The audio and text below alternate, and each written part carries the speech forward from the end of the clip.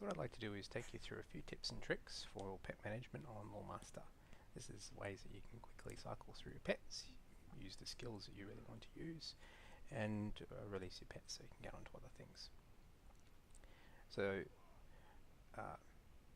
here I've actually gone and put all various pet skills on my quick slots, including the cat mint bonus.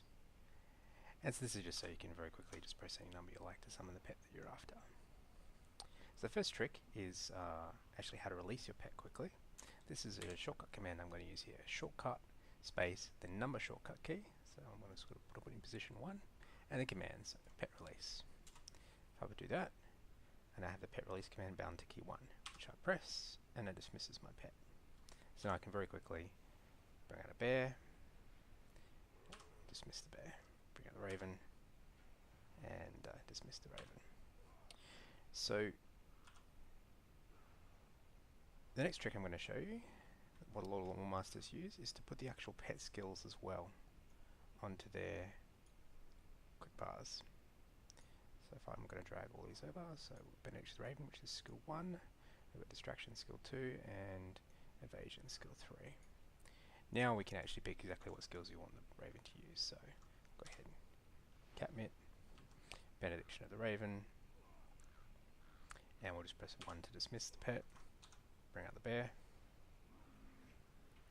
and use Shatter Arms, which in this pet case is number 3, pet skill 3, which is quick slot 4, and we'll dismiss the pet. And you can do that with all of them. This gives you a lot of control over exactly what skills you want to use on each pet as you bring them out. But the main disadvantage for this approach is you do have to remember exactly which skill you want to use. So I have to remember that I'm wanting to use skill 1 on the Raven, skill 3 on the Bear, skill 2 on the Bog Guardian and the Spirit Pet. And there are some other skills you might use in certain situations, like the Bear's Challenge and Stun, or the Distraction on the Raven, but generally there is just the one skill you want to use reliably. And I find it can be a bit of extra overhead to remember each thing. So the other approach that I use is to bind the attack button and then also just put one skill on autocast for each pet. Make sure it's only one skill. If you use multiple, then you're not exactly sure which skills are going to go off in which order. So I'll go through and do that now. Go and turn auto attack on for Shatter Arms, for instance, and we might do Root Strike as well, which is the ranged debuff. And so now I can do the Raven, make sure I always Catmint again, but then all I have to do is press this attack button, number 2, and see it uses Benediction the Raven straight away. I can just press 1 to get rid of the pet again. So now I don't have to use these quick slots. I can just always remember just attack, straight away it's going to use Shatter Arms, and then release. And the Guardian, once again, I'm pressing attack here, does the Root Strike, and release. So that's a little bit easier to remember. So you could go ahead and drag these pet skills straight off your toolbar if you wanted to use this approach. I do like to keep them. I sort of use a hybrid approach. I do like to still keep the quick slots bound. Mainly because, as I said, there are some useful skills. So while Shatter Arms might be my typical skill, there are occasions where you might want to use a taunt just to, save a healer or someone who's got an aggro, or even the stun. There are occasions where you might want to have your bear doing one skill while you're doing another skill. So that's actually stunning 2 targets simultaneously. So it's nice to keep those still slotted. The one other pet skill I do like to have shortcut keys for is the return button, the follow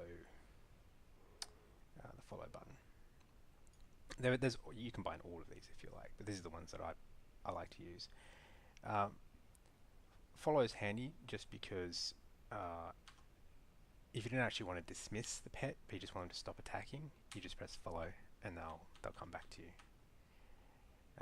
It's good if you're wanting to drag an enemy creature around using the taunt on the bear, or it's also good if you're wanting to do a Benediction of the Raven before combat starts. Notice that Benediction doesn't actually trigger combat, so if I tell the Raven to attack and then immediately retreat, so I'm going to do attack, and then just retreat, it's not going to attack, but it's going to put this debuff on. You can do that out of combat. Also, Benedict's Raven's a nice AoE skill, so you've got a big group of mobs that you haven't started combat with, you can use Benediction there. So that's pretty much why I use this setup. You might find your own approach that's a bit of a hybrid of these. I strongly encourage most Lore Masters to try different approaches, combinations of binding shortcut keys, using auto attack, auto cast skills, and using attack retreat, and most importantly, using this release shortcut just as a quick way to swap between pets. So that way you can just go, summon, Catmint, attack, release, summon, attack, Shadow Arms, release, wrong pet, Bog Guardian, attack, and so on. So I hope you found that useful. I'll be back later with more tips and tricks. Thank you.